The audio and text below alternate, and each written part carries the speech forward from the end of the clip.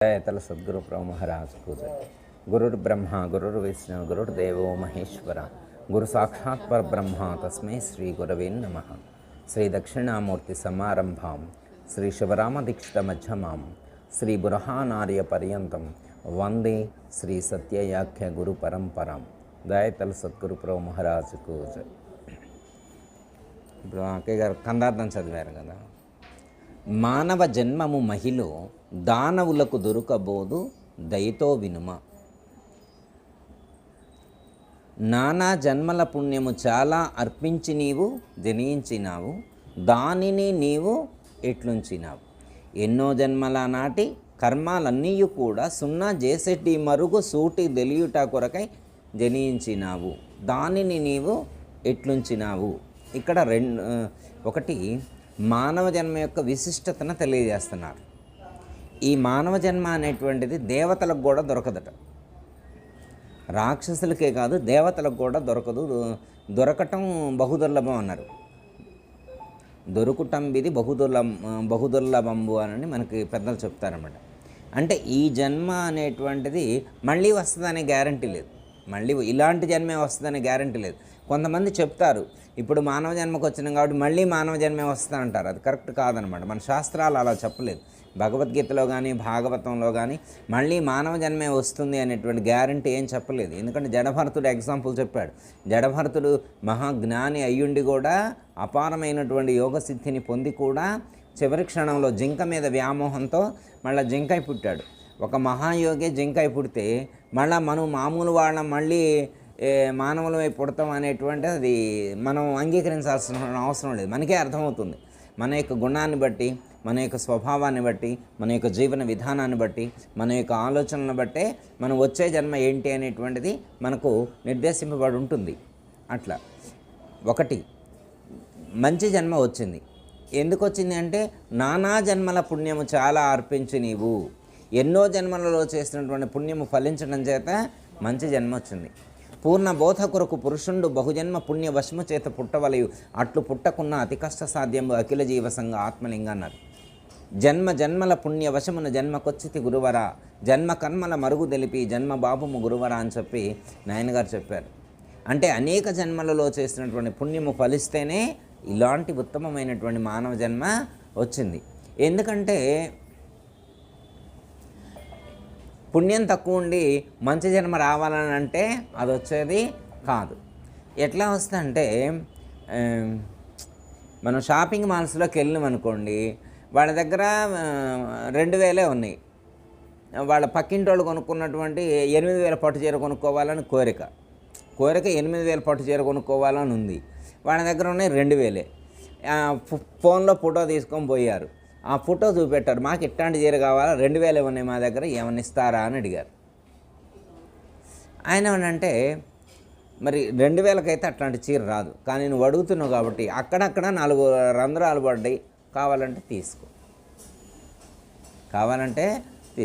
అంటే డబ్బులు తగ్గినాయి, క్వాలిటీ కూడా తగ్గింది. అట్లనే మనకు కూడా మంచి జన్మ రావాలని అనుకుంటే రాదు. పుణ్యం తక్కువైనప్పుడు అన్నీ బాగానే ఉంటాయి. 4 రంధ్రాలంటే హార్ట్లో ఒక హోలు, లంగ్స్లో ఒక హోలు, కిడ్నీలో ఒక హోలు, లివర్లో ఒక హోల్, 4 హోల్స్ పడ్డాయి అనుకోండి, కేల్కతం, ఇక అయిపోయినట్టు, ఇంకెందుకు ఉపయోగం లేదనమాట. ఎన్ని ఇబ్బందులు పడుతున్నారు. చిన్న ప్రాబ్లమ్స్కే ఆస్తులు అమ్ముకున్నా సరిపోవట్లే హాస్పిటల్లో కట్టడానికి. ఎంతెంత ఖర్చులు అవుతున్నాయి, ఎంతెంత పెరిగిపోయినాయి. కాబట్టి ఈ జన్మ అంత అయాచితంగా వచ్చిందైతే కాదు, ఊరికనే ఊడిపడలేదు. మనం చాలామంది అనుకుంటారు ఊరికనే పుట్టినమేమనుకుంటారు. ఈ ప్రపంచంలో ఏది ఊరికనే జరగట్లేదు, అయాచితంగా జరగట్లేదు. అర్థమైందా? ప్రతి ఒక్కదానికి ఒక ప్లానింగ్ ఉంది, ఒక ప్రణాళిక ఉంది. ఇప్పుడు మీరున్నారు, అక్కడి నుంచి ఇక్కడ దాకా ఊరికనే వచ్చారు, ఏం ప్లానింగ్ లేకుండా వచ్చారా? ముందు ఒక ఆలోచన కలిగి ఉండి మీరు రాత్రే అనుకున్నారు గురువుగారి దగ్గరికి పెందలాడ వెళ్ళాలా, 5ంటికే లేవాలా, పెందలాడ స్నానం చేసి 6ంటికల్లా 7ంటికల్లా గురువుగారి దగ్గరికి వెళ్ళాలా, గురువుగారు ఎట్టు వెళ్తారో, మళ్ళీ వెళ్తే మళ్ళీ దొరకకపోతే ఇబ్బంది అవుతుంది అనుకున్నారా లేదా? ఒక ఆలోచన ఉంది కదా. ఆ ప్లానింగ్ ఉంటేనే రాగలిగారు, లేకపోతే ఎట్లా వస్తారు? అంటే మనమే ఒక ప్లానింగ్ లేకుండా ఓ చోటుకి వెళ్ళట్లేదు. భగవంతుడు ఇంత శరీరాన్ని నిర్మించాలంటే ఎంత ప్లానింగ్ ఉండాలా? ఏం ప్లానింగ్ లేకుండా ఊరికనే ఊడిపడం మనం అనుకుంటున్నాం. మనకి తెలియదు కదా, బ్యాక్గ్రౌండ్ ఏమి నడుస్తుందో మనకి తెలియదు కదా.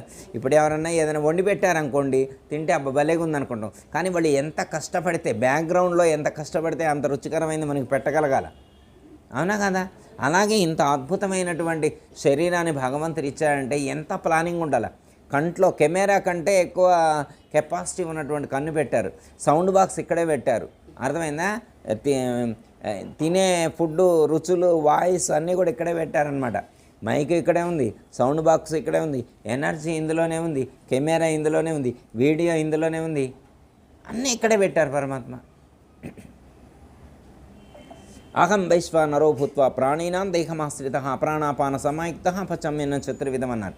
మనం తిన్నదంతా కూడా ఆయనే అరిగించి దాన్ని పిప్పినంత బయటికి నెట్టేసి ఆ అన్నరసాన్ని రక్తంగా మార్చి, ఆ రక్తాన్ని శక్తిగా మార్చి, ఆ శక్తితో ఈ శరీరంలో ఉన్నటువంటి 72,000 నాడులన్నిటికీ కూడా శక్తిని ప్రసరితం చేసి ఈ యొక్క శరీరాన్ని నడిపిస్తూ ఉన్నారు. ఎందుకు? పరమాత్మ ఇంత ప్లాన్ చేసుకొని ఇంత శరీరాన్ని నిర్మించి ఇందులో పీల్చుకోవడానికి గాలినిచ్చి తినటానికి, వినటానికి, చూడటానికి, అనుభవించడానికి ఇంత ఎందుకు ఇచ్చాడు? ఊరికనే ఇచ్చాడా? ఏ ప్రయోజనం లేకుండా ఇస్తారా? ఏ ప్రయోజనం లేకుండా ఇవ్వరు కదా. ఏదో ఒక ప్రయోజనం కోసం ఇచ్చారు. ఎంతో పుణ్యం చేసుకుంటేనే ఇది వచ్చింది. కాకపోతే ఇలా వచ్చినటువంటి దాన్ని ఏ ప్రయోజనం కోసం వినియోగిస్తున్నాం? మనం దీన్ని వినియోగించవలసినటువంటి దానికే వినియోగిస్తున్నామా, వేరే దానికి ఏమైనా వినియోగిస్తున్నామా అనేటువంటిది మనం టెస్ట్ చేసుకోవాల్సినటువంటి అవసరం ఉంది. అవునా? ఎన్నో జన్మల పుణ్యము, ఎన్నో జన్మల కర్మలు, అంటే అనేకమైనటువంటి జన్మలలో చేసినటువంటి కర్మఫలాలు ఏవైతే ఉన్నాయో ఆ కర్మఫలాలను రద్దు చేసుకోవడం కోసం వచ్చినాం. కర్మఫలాలను దగ్ధం చేసుకోవటం కోసం వచ్చినాం. భగవద్గీతలో పరమాత్మ చెప్తారు, జ్ఞానాగ్ని సర్వకర్మాణి భస్మసాత్ కురుతేర్చున అన్నారు. ఎప్పుడైతే గురువు ద్వారా ఆ యొక్క ఆత్మజ్ఞానాన్ని తెలుసుకోవడం, ఆ క్షణంలోనే సమస్త కర్మలన్నీ కూడా భస్మీభూతమవుతాయి. కర్మలు అప్పుడు అవుతాయి. మళ్ళీ కొత్తగా కర్మలు చేసుకోకుండా ఉండేటువంటి ఒక ప్లానింగ్ ఉండాలి, ఒక ఆ నాలెడ్జ్, ఆ ప్రయత్నం మనం చేయాలన్న. అప్పుడు ఈ జన్మకు వచ్చినటువంటి ఒక సార్థకత అనేటువంటిది చేకూరుతుంది. ఎంతమంది ప్రయత్నం చేస్తున్నారు? మన చుట్టూ ఉన్నటువంటి వాళ్ళు మనం చూస్తే మనకి నవ్వు వస్తుంది అనమాట. ఏంటి వీడు 50 ఏళ్ళు వచ్చినా, 60 ఏళ్ళు వచ్చినా, 70 ఏళ్ళు వచ్చినా కనీసం ఇంకా వాడు ప్రయత్నం కూడా మొదలు పెట్టలేదు. మనమైనా ప్రయత్నం చేసి కొంతవరకు ప్రయాణం చేసి కొన్ని మెట్లు ఎక్కినాం. కొంతమంది ఇంకా అసలు వాడు మొదలే పెట్టలేదు, స్టార్ట్నే అవ్వలేదు, వాడు ఒక్క మెట్టు కూడా ఎక్కలేదు. మరి వాళ్ళని చూస్తే మనకి ఎంత నవ్వు రావాలా? ఒక్కోసారి జాలి కలుగుద్ది, ఒకసారి బాధ కలుగుద్ది. ఏమిటి వీడి జీవితం ఏమైపోయింది? ఏం చేస్తాడు వీడు? పుట్టింది ఎందుకు? భగవంతుడు ఎందుకు పుట్టించాడు? భగవంతుడు ఎందుకు పుట్టించాడు? ఆలోచించుకోవాలి కదా. ఎందుకంటే మనకు ఒక బాధ్యత అప్పచెప్పినప్పుడు అది మనం పూర్తి చేయకపోయినప్పుడు మళ్ళా భగవంతుడు ప్రశ్నిస్తాడు, ఏనాయనా నీకు ఇంత విలువైనటువంటి మానవ జన్మ నేను ప్రసాదిస్తే ఏమి చేసావు? దీన్ని సద్వినియోగం చేసావా లేదా? ఆయనకు మనం చెప్పాలన్నమాట. సంజాయిషి చెప్పాల్సినటువంటి పరిస్థితి మనకి ఖచ్చితంగా వచ్చి తీరుద్ది. మరి సంజాయిషి చెప్పేటువంటి పరిస్థితుల్లో దోషిగా నిల్చోవటం ఎందుకు? శంషేర్గా, స్వామి మీరు ఈ జన్మని ఇచ్చినందుకు ఇదిగో నేను ఇన్నిసార్లు మంత్రం చదివాను, ఇంతసేపు ధ్యానం చేశాను, ఇంతసేపు సాధన చేశాను, చూడండి, అవసరమైతే మీరు మీ కెమెరాస్ పెట్టారు కదా, మీ కెమెరాస్తో ఒకసారి రివ్యూ చూసుకోండి. రికార్డ్ అయ్యే ఉంటుంది, నా డేటా మొత్తం కూడా మీ దగ్గర రికార్డ్ అయ్యే ఉంటుంది. ఒకసారి చెక్ చేసుకోండి. మీ చిత్రగుప్తుడికి చెప్పండి, యమధర్మరాజుకి చెప్పండి, లేకపోతే బ్రహ్మదేవుడికి చెప్పండి, విష్ణువుకి చెప్పండి, పరమశివుడికి చెప్పండి, మీ అసిస్టెంట్, మీ పరివారం ఎవరైతే ఉన్నారో వాళ్ళందరికీ చెప్పి చెక్ చేయించుకోండి. నేను భూలోకంలో పుట్టిన తర్వాత ఎంత ప్రయత్నం చేశానో మీకు అర్థమవుతుందని చెప్పి ఆయనకు మనం డిమాండ్గా చెప్పాలి. అక్కడ పోయిన తర్వాత చేతులు కట్టుకొని, అయ్యా తప్పైంది క్షమించండి, మళ్ళీ నాకు మంచి జన్మిస్తే నేను ఈసారి అద్భుతంగా చేసి చూపిస్తానని అన్నమనుకో, ఏమంటాడు? నవ్వుతారు ఆయన.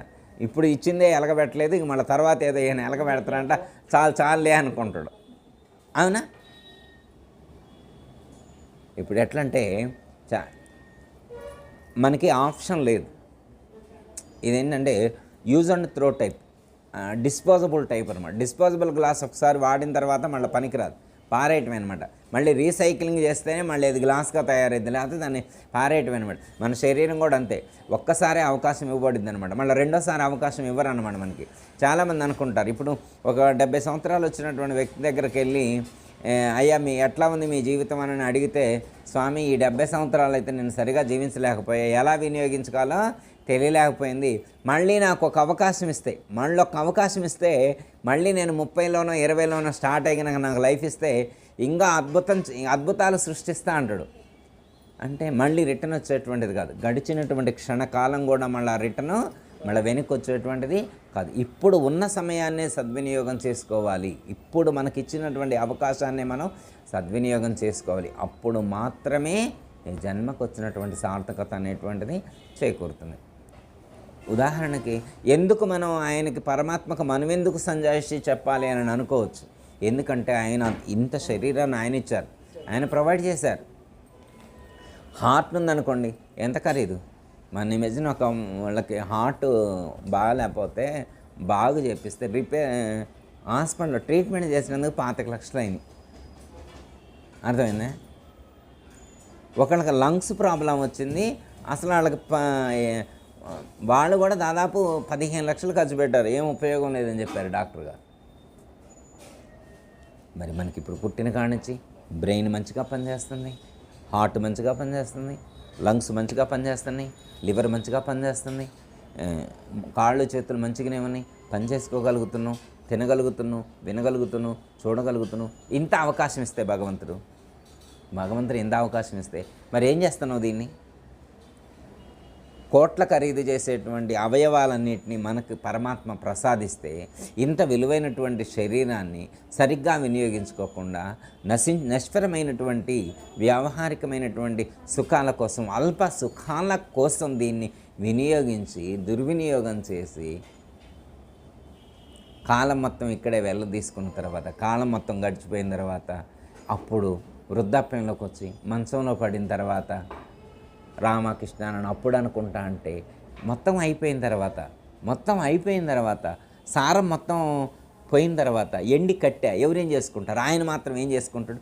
ఇవాళైనా ఎందుకు ఆయన గుడికి వెళ్తా అంటుండు, గురువుగారి దగ్గరికి ఎందుకు వెళ్తానంటే, ఇవాళ రేపు ఈ వయసు వచ్చిన తర్వాత కొడుకులు మాట వింటలేదు, కోడళ్ళు అసలు పట్టించుకోవట్లేదు, మనవడు తిరిగి కూడా చూడట్లేదు, తాత అక్కడుంటే ఇటు తిరిగి పోతున్నాడు అనమాట. అప్పుడు ఆయనకి విరక్తి కలిగిందనమాట. అయ్యో ఏమిటి ఈ జీవితం, నా ప్రతి రక్తపు బొట్టును కూడా చెమటగా చిందించి రూపాయి పోగు చేసి 50 కోట్లు వీడికి ఆస్తిని తయారు చేస్తే వాళ్ళ కొడుకు చూడాయి, కోడలు చూడాయి, బిడ్డ చూడదాయి, మనవడు చూడాయి, మనవరాలు చూడాయి, ఎందుకు ఈ జీవితం అని అప్పుడు జీవితం మీద విరక్తి కలిగి, వైరాగ్యం కలిగి అప్పుడు గుడికి పోవడం మొదలుపెట్టిండు, గురువుగారి దగ్గర పోవడం మొదలుపెట్టిండు. అప్పుడు ఆ గురువుగారు ఏమన్నాడు, నాయన ఇన్నాళ్ళు ఏం చేసినావు నాయన, నేను రమ్మన్నప్పుడు వచ్చినవా, ఇప్పుడు వచ్చి నువ్వు కూర్చో అంటే కూర్చోలేకపోతాను, నిల్చో అంటే నిల్చోలేకపోతాను, ఒక మంత్రం చదవమంటే పళ్ళన్నీ ఊడిపోయి నీ మంత్రం సరిగా చదవలేకపోతాను, సరిగా వినటానికి వినపట్టలేదు, చూడటానికి కనపట్టలేదు, పడుకోలేకపోతాను, కూర్చోలేకపోతాను, నిల్చోలేకపోతాను, పెట్టింది తినలేకపోతాను, డైజెషన్ లేదా, మొత్తాన్ని ఇలా చేసుకున్నావు, మొత్తాన్ని ఇలా దేనికోసం మరి అప్పుడు ఆయన అడగడా, నేను ఇంత విలువైనటువంటి శరీరాన్ని నీకు ఇస్తే దేనికి వినియోగించను, నా దైవాన్ని చేరడం కోసం ఎందుకు వినియోగించలేదని చెప్పి ఆయన ప్రశ్నించినప్పుడు మన దగ్గర సమాధానం ఏముంది? నా ఇష్టమని మనం అంటే, నీ ఇష్టమేమో స్వామి, నా ఇష్టం, నా శరీరం నా ఇష్టం వచ్చినట్టు నేను చేసుకుంటా, నువ్వెవరు అని అడగటానికి అడగొచ్చు, కానీ ఆ రైట్ మనకి లేదు. వేదాంత దృష్టిలో ఆలోచించినటువంటి వాడు అలా ప్రశ్నించరు. ఎందుకంటే మన శరీరం మనం అనుకుంటే పుట్టలేదు. మనం ఏమైనా ప్లాన్ చేసుకొని వచ్చామా లోకంలోకి, నేను ఎర్రగా ఉండాలి, లేదా తెల్లగా ఉండాలి, నల్లగా ఉండాలా, మంచి గ్లామర్గా ఉండాలని మనం ఏమైనా ప్లాన్ చేసుకొని పుట్టినమా? అమరేశ్వరరావు గారు మనం ఏమైనా ప్లానింగ్ తోటి వచ్చినమా? లేదు, ఆయన ప్రసాదించిన భిక్ష. నా జీవితం అనేటువంటిది పరమాత్మ ప్రసాదించినటువంటి భిక్ష. ఆరోగ్యం బాగలేనని చూస్తే మనకి ఎంత మేలుకొలుపు కలగాల, అర్థమైందయ్యా? జాగృతం కావాలన్నమాట. చాలామంది ఆరోగ్యం బాగలేక ఇబ్బంది పడుతున్నారు, కూర్చోలేక, నిల్చోలేక, అనేకమైనటువంటి ప్రాబ్లమ్స్తో.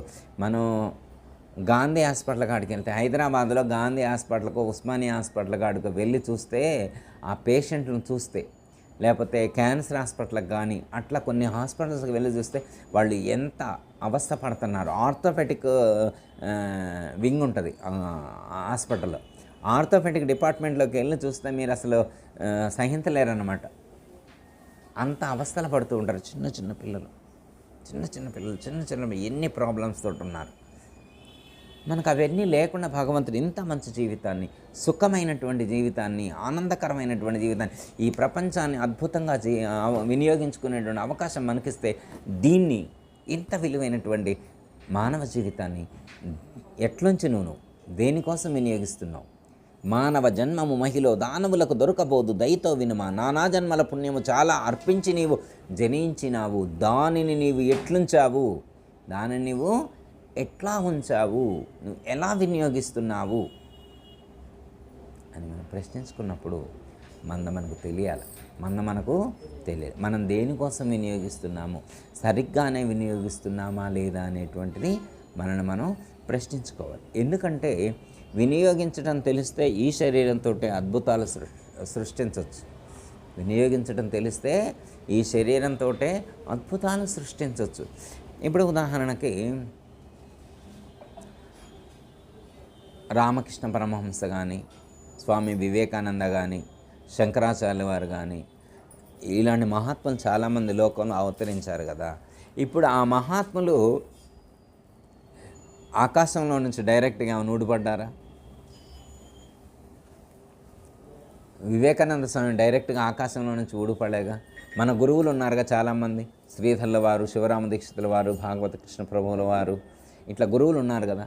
ఈ సాంప్రదాయంలో ఉన్నటువంటి గురువులు కానీ, లేకపోతే రామానుజాచార్యులు వారు, మధ్వాచార్యులు వాళ్ళు ఏమన్నా డైరెక్ట్గా ఆకాశంలో నుంచి వచ్చారా? లేదు. మనలాగా భూమి మీద అడుగులు వేసినటువంటి వాళ్ళే. మరి వాళ్ళు మహాత్ములు ఎలా అయ్యారు? వాళ్ళు ఏమి సేవించారు? మనలాగా ఆహారమే తీసుకున్నారు కదా, మనలాగే గాలి పీల్చుకున్నారు కదా, మనలాగే మంచినీళ్ళు తాగారు కదా.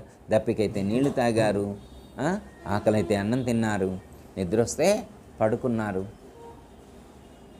మెలకు వస్తే మంత్రం చదువుకున్నారు. వాళ్ళ జీవన విధానం కూడా మనలాగే ఉన్నప్పుడు వాళ్ళు మహాత్ములు ఎందుకు అయ్యారు? వాళ్ళు పీల్చిన గాలి మనం పీల్చిన గాలి ఒకటి కాదా? వాళ్ళు తాగిన నీళ్ళు మనం తాగిన నీళ్ళు ఒకటి కాదా?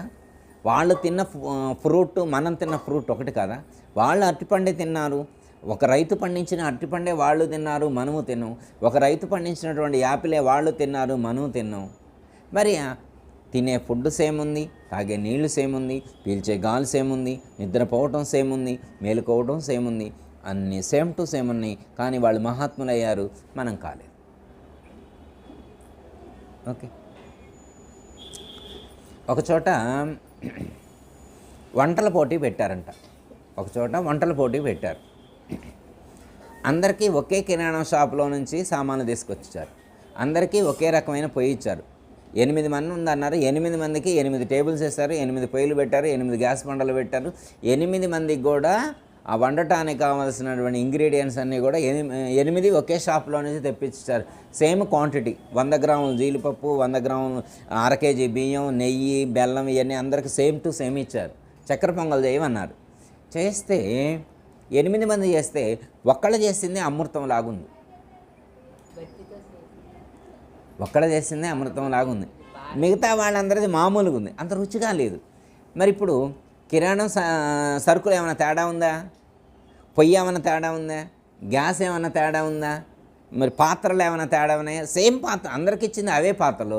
కానీ ఒకళ్ళు వండితే అమృతంగా ఉంది, ఒకళ్ళు వండితే నోట్లో పెట్టుకోబుద్ది కావట్లేదు, ఉడకలేదు, మంచి స్మెల్లే రావట్లేదు. ఎందుకంటే ఆ వండటం తెలియాలి. ఇక్కడ ఏం తెలియాలా? వండటం నేర్చుకోవాలి. ఎవరు వండటం నేర్చుకున్నారో వాళ్ళు ప్రైజ్, ఆ గిఫ్ట్ పొందారు, ఆ బహుమతి అనేటువంటి దాన్ని పొందారు. ఓకే. అంటే ఆ పదార్థాలను వినియోగించుకోవడం వాళ్ళకు వచ్చింది. ఏ పదార్థాన్ని ఎప్పుడు వినియోగించాలి, పాలు ఎప్పుడు పోయాలి, బియ్యం ఎప్పుడు వేయాలి, యాలకులు ఎప్పుడు వేయాలి, జీడిపప్పు ఎప్పుడు వేయాలి, నెయ్యి ఎప్పుడు వేయాలి అనేటువంటి ఆ వాళ్ళకి తెలిసింది. అందుకే అది రుచిగా ఉంది. కొంతమందికి తెలియలేదు, అందుకే మిగతా వాళ్ళు వండింది అంత రుచిగా లేదు. ఓకే, అర్థమైందా? సేమ్ పదార్థాలు అయినప్పటికీ కూడా అందరూ వండింది రుచిగా లేదు. ఇప్పుడు మనం అనుకోండి, అందరం మనుషులమే కదా. ఇప్పుడు అందరం ఒక తీరుగా ఉన్నామా? లేదు కదా, రకరకాలుగా ఉన్నాం కదా. మరి మనమంటే కొద్దిగా ఆధ్యాత్మిక మార్గంలో ఉన్నాం కాబట్టి ఆ మంత్రం చదువుకుంటూను, మిగతా మన చుట్టూ ఉన్నటువంటి వాళ్ళని చూస్తే కనీసం ఇది కూడా లేదు కదా. అదే అంటే శంకరాచార్యులు వాళ్ళలాంటి మహాత్ములు కానీ, మన గురువులు లాంటి మహాత్ములు కానీ, మనకి కానీ ఉన్నటువంటి డిఫరెన్స్ ఏంటంటే, కిచెన్లో వాళ్ళకి వండటం ఎలా వచ్చో మన గురువులందరికీ కూడా ఈ శరీరాన్ని ఎలా వాడుకోవాలో తెలుసు. ఎలా వాడుకుంటే వాళ్ళు అంత ఉన్నత స్థితికి ఎదుగుతారో ఆ నాలెడ్జ్ వాళ్ళకుంది. ఆ పద్ధతిగా వాళ్ళు వినియోగించారు. మనకు తెలియలేంగా, కొంతవరకు తెలిసింది, ప్రయత్నం చేస్తే కొంత లెక్క వచ్చున్నాం. అంతని మహాత్ములం కాకపోయినా కానీ వారు నడిచినటువంటి బాటలో, వారు నడిచినటువంటి మార్గంలో అడుగులు వేస్తూ ఉన్నాం. అంతని మహాత్ములం కావాలని అనుకోవట్లా. జన్మకు వచ్చినందుకు వారు చెప్పిన మంత్రం విని, వారు చెప్పిన మాట విని ఆచరించి జన్మరహితం చేసుకుంటే చాలు మనకి. మనం అంతమందిని ఉద్ధరించడం కోసం, మనం ఉద్ధరించడం కోసం రాలా, మనల్ని మనం ఉద్ధరించుకోవడం కోసం వచ్చినాం. లోకాన్ని ఉద్ధరించడం కోసం రాలా. అది మనకు సంబంధం లేదు. అది వాళ్ళు మహాత్ములు చూసుకుంటారు. మన టాస్క్ ఏంటంటే మనల్ని మనం ఉద్ధరించుకుంటే చాలు, మనల్ని మనం ఉద్ధరింప చేసుకుంటే చాలు. అందుకోసం మనం ఏం చేయాలో అది చేస్తే చాలు. ఇప్పుడు మీరు ఏం పేరమ్మా మీ పేరు? భవానీ. ఇప్పుడు భవానీ గారు ఉన్నారనుకోండి, ఇప్పుడు ఉదయం టిఫిన్ చేసిన కాడి నుంచి ఫోన్ ఆన్ చేసుకోండి మధ్యాహ్నం దాకా వింటుందని చెప్పారా? మరి ఎంతమంది ఉన్నారు అలా? ఎంతమంది ఉన్నారు అలా వినేవాడు? కొంతమంది చెప్పారు, గురువుగారు మాకు విడిగా టైంలో కుదరట్లేదని వంట వండేప్పుడు కిచెన్లోనే పెట్టుకొని వింటున్నాం అన్నారు. వంట అయిపోయేసరికి ఇది మొత్తం వింటం అయిపోతుంది అననే చెప్తున్నారు. అర్థమైంది? ముందు మనకంటూ ఒక ఆలోచన ఉంటే, వినాలి అనేటువంటి తలంపు మనకుంటే, మనం కిచెన్లోనే వింటామో, హాల్లోనే ఉంటామో, బెడ్రూమ్ ఎక్కడుంటే అక్కడ వినే ప్రయత్నం చేస్తాం. అసలు వినాలనేటువంటి తలంపు మనకు ఉండాలి. వినాలనే తలంపు మనకుంటే ఎక్కడున్నా వినగలుగుతాం. అవునా కాదా? మరి అట్లా ఎంతమందికి ఉంటుంది? ఎవరు బోధ చేసినా తను చేసినట్టుగా వినిపిస్తుంది. ఏదో మైకుంటుంది. అక్కడికి వెళ్ళి అడిగాను, మీరు బోధ పెట్టి కాదు ఇంకోటి పెట్టుకుంటాను, కానీ అతను బోధలాగే వినిపిస్తుంది. అంటే మీరు నేను చెప్పిన ఎక్కువ మీరు విని విని విన్నారు కాబట్టి మీకు అట్లా ఆలాపన అట్లా అనిపిస్తుంది తల్లి. అంతే అమ్మ, ఏం లేదు. అర్థమైందా? అయ్యా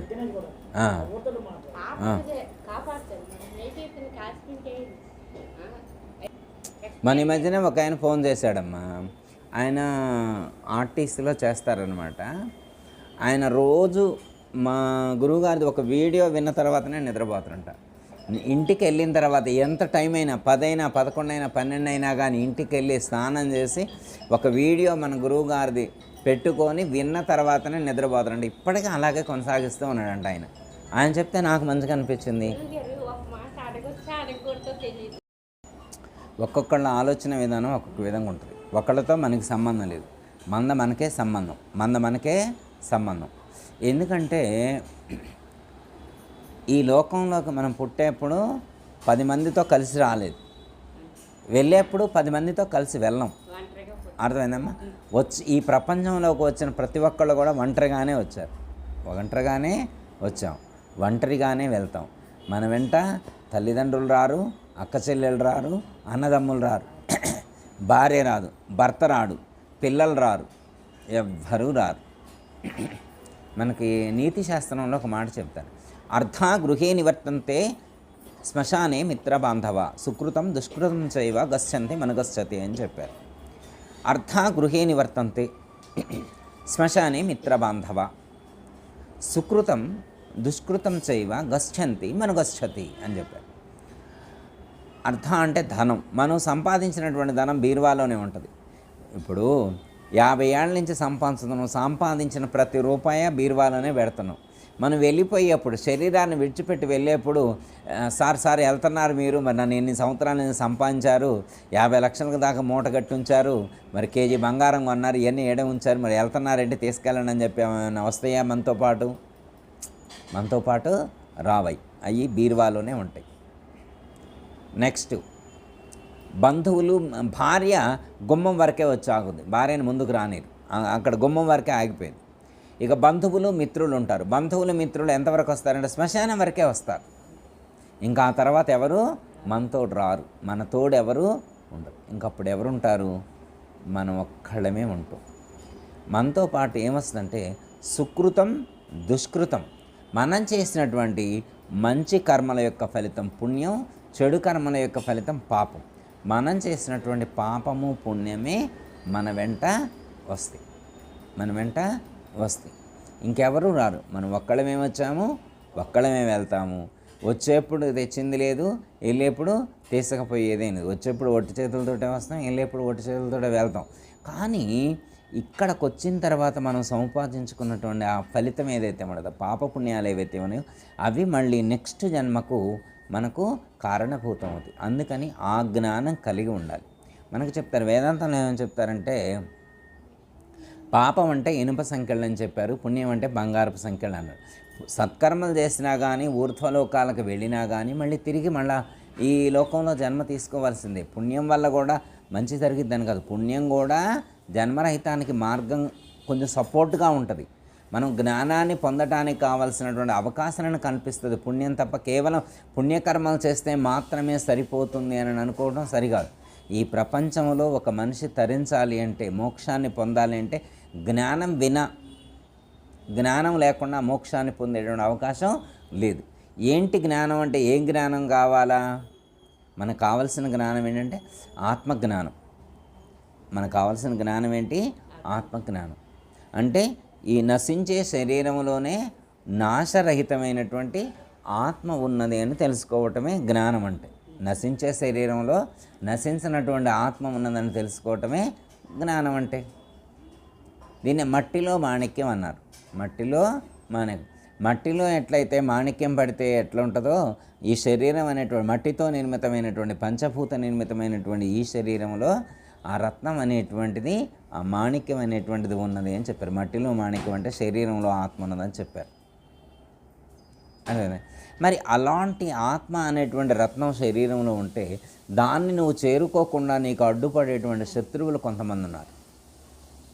అదేనమ్మా, కామము, క్రోధము, లోభము, మోహము, మదము, మాత్సర్యము, దంభము, దర్పము, ఈర్ష్య, అసూయ, రాగము, ద్వేషము, అహంకారము, మమకారము, ఈషణత్రయాలు, వాసనత్రయాలు ఇవన్నీ కూడా మనకు శత్రువుల్లా ఉండి మన లోపల ఉండేటువంటి రత్నాన్నే మనం చేరుకోలేకపోతున్నారు.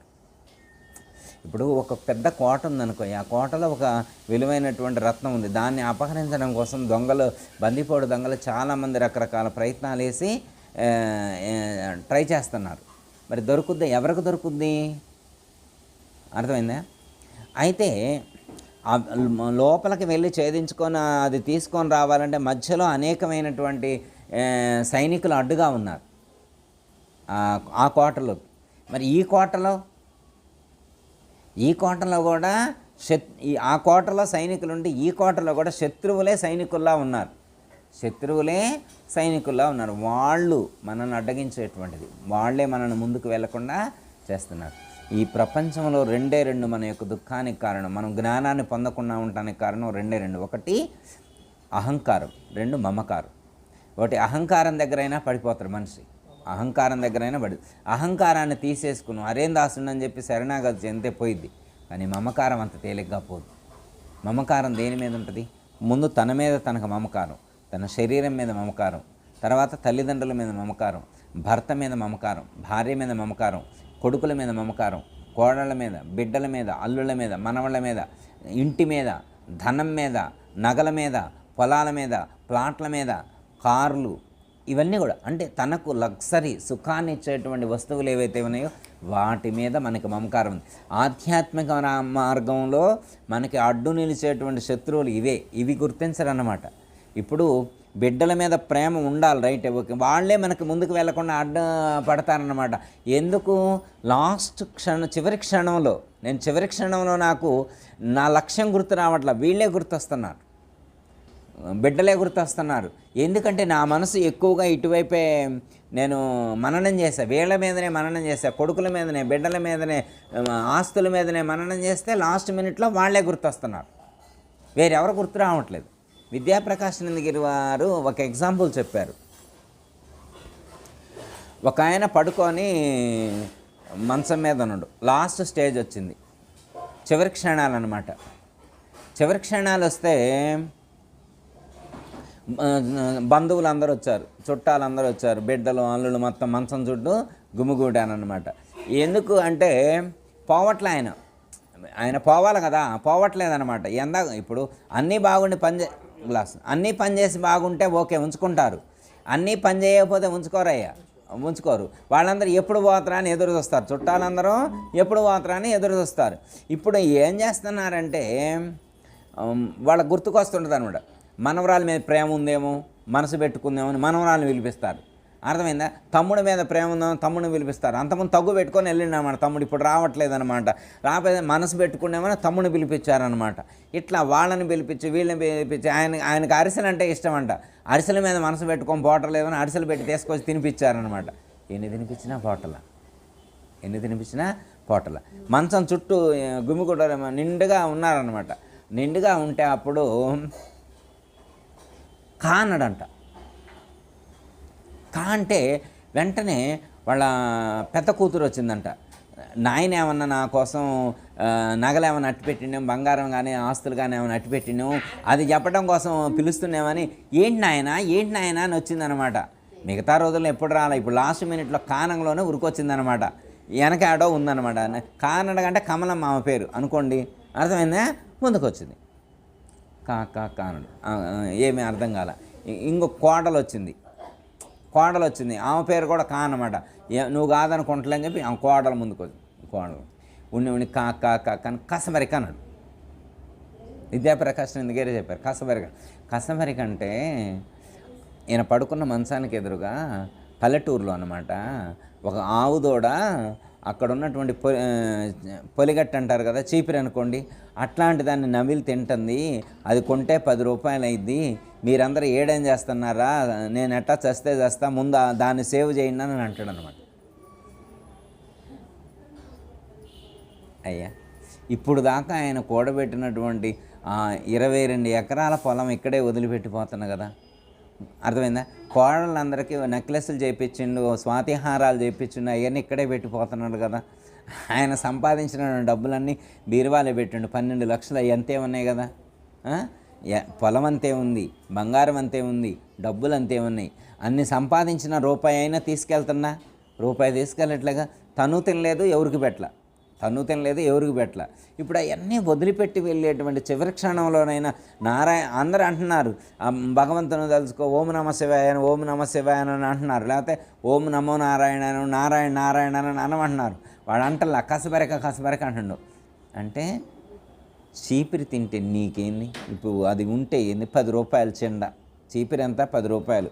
ఉంటుందా? పోయిద్దా? ఏమైంది? జీవితం మొత్తంలో సంపాదించిన ఇంత డబ్బులు ఆస్తులే వదిలిపెట్టిపోతున్నావు, చీపిరి లెక్క.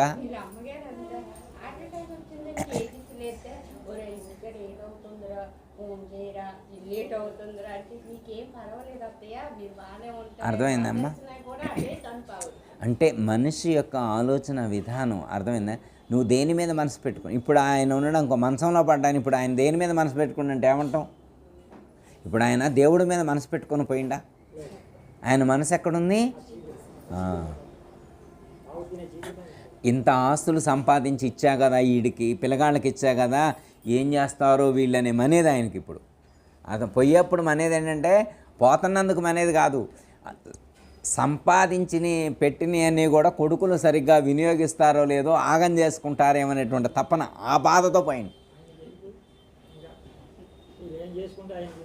అయ్యా ఒక్కటే నాయన, వేదాంతంలో ఒకటే చెప్తారు, గురువుగారు ఎప్పుడు చెప్పారు, పుట్టెడు ఆముదంలో పొర్లినా కానీ అంటేంతవరకే అంటిద్ది. పుట్టెడు ఆముదంలో పొర్లినా కానీ అంటేంతవరకే అంటిద్ది. నువ్వు ఎక్కువ అంటామన్నా అంటదు, తక్కువ అంటామన్నా కానీ అంటదు. అర్థమైందయ్యా? మనకు ఏది రాయబడి ఉందో అంతవరకు ఖచ్చితంగా వచ్చి తీరిద్ది. అర్థమైందా? మనకు ప్రాప్తంలో లేనటువంటిది తలకిందులు తపస్సు చేసినా రాదన్నారు. ప్రాప్తంలో ఉన్నటువంటి దాన్ని ఈ ప్రపంచం మొత్తం వచ్చి ఆపినా అది ఆగదు. ఈ ప్రపంచం మొత్తం వచ్చి ఆపినా కానీ అది భగవంతుడు మనకి ఇవ్వాలి అని ఆయన అనుకుంటే ఎవరు ఆపలేరు. ఆయనే ఇవ్వదలుచుకోకపోతే ఎవరు వచ్చి తలకిందులు తపస్సులు చేసినా కానీ రా. అర్థమైందయ్యా? మనకు వచ్చేది ఖచ్చితంగా ఎప్పటికీ వచ్చి తీరుద్ది, ఎప్పటికైనా వచ్చి తీరుద్ది. అందులో ఏమాత్రం కూడా సందేహం లేదు. ఎందుకంటే అయ్యా, సద్వినియోగం చేసుకునేటువంటి ప్రయత్నం చేయాలి. సద్వినియోగం చేసుకునేటువంటి ప్రయత్నం చేయాలి. ఈ లోకంలో మనిషి దుఃఖానికి కారణం ఏమిటి అంటే లేదు అన్నారు. దేనికోసం దుఃఖిస్తున్నాడంటే లేదు లేదు లేదు, 2 అక్షరాలు అనమాట. ఏంటయ్యా ఎందుకు ఏడుస్తున్నావయ్యా? ఆరోగ్యం బాగలేదు. లేదు అంటే ఒక ఆయన ఆరోగ్యం బాగలేదు. నీకేం లేదు నాయన, చదువు లేదు, నీకేం లేదు, ఉద్యోగం లేదు, నీకేం లేదు, వ్యాపారం లేదు, నీకేం లేదు, ఆరోగ్యం లేదు. ఒక్కొక్కళ్ళు ఒక్కొక్కటి లేదని చెప్పి దుఃఖిస్తున్నారు. ఒక్కొక్కళ్ళు ఒక్కొక్కటి లేదు లేదు లేదు అని దుఃఖిస్తున్నారు. అవునా? అయితే ఇప్పుడు ఏదొస్తుంది? అర్థమైందయ్య. మనం అర్థం చేసుకోవాల్సిందంటే లేని దానికోసం తప్పించే కంటే ఉన్న దానితో సంతృప్తిగా జీవించగలగడం వస్తే చాలు. ఆధ్యాత్మికంలో ఒక మొట్టమొదటి మెట్టెక్కినట్టు. ఆధ్యాత్మికంలో మొట్టమొదటి మెట్టు ఏంటంటే అమ్మా, ఉన్న దానితో సంతృప్తిగా జీవించగలిగితే అంతకు మించిన అదృష్టవంతుడు ఇంకొకడు లేడు. ఉన్నదానితో సంతృప్తి చెందితే ముందు మనసులో బాధ ఉండదు, మనసులో వ్యాకులత అనేటువంటిది ఉండదు, సంశయం సందేహం కానీ లేకపోతే ఇలాంటి ఆలోచనలు అనేటువంటివి తగ్గిపోతాయి. స్ట్రెస్ ఫ్రీ అవుతారు. ముందు మనిషి స్ట్రెస్ ఫ్రీ అవుతారనమాట. కానీ అలా అనిపిస్తుందా? మనకి అలా అనిపించదు. కాబట్టి మనం ఏం చేయాలంటే ఉన్నదానితో సంతృప్తిగా జీవించుదాం, లేదు అనేటువంటి బాధను విడిచిపెడదాం. ఉన్న అవకాశాన్ని సద్వినియోగం చేసుకొని ఈ జన్మను సార్థకం చేసుకొని మనకు ఆ పరమాత్మ ఇచ్చినటువంటి ఆ యొక్క లక్ష్యాన్ని చేరటం కోసం ఈ జీవితాన్ని ఇచ్చినందుకు దాన్ని సరిగ్గా వినియోగించుకునేటువంటి ప్రయత్నం చేద్దాం. అప్పుడు ఈ జన్మకు ఒక సార్థకత అనేటువంటిది చేకూరుతుంది. ఓకే. జయతల సద్గురు ప్రభు మహారాజుకి జై గురు. మరిన్ని ఆధ్యాత్మిక రహస్యాల కోసం అచల బోధ, ఆత్మబోధ, భగవద్గీత, అలాగే పండుగల్లో దాగిన అర్థాలు, అంతరార్థాల కోసం మరియు యోగము, ధ్యానము మొదలైన అనేక ఆధ్యాత్మిక తెలుగు ప్రవచనాల కోసం క్రింద ఉన్నటువంటి రెడ్ కలర్ సబ్స్క్రైబ్ బటన్ను క్లిక్ చేయండి. అలాగే ప్రక్కనే ఉన్నటువంటి గంట సింబల్ను నొక్కండి. అలాగే ఈ వీడియో మీకు నచ్చినట్లయితే లైక్ చేయండి మరియు షేర్ చేయండి. జై గురు.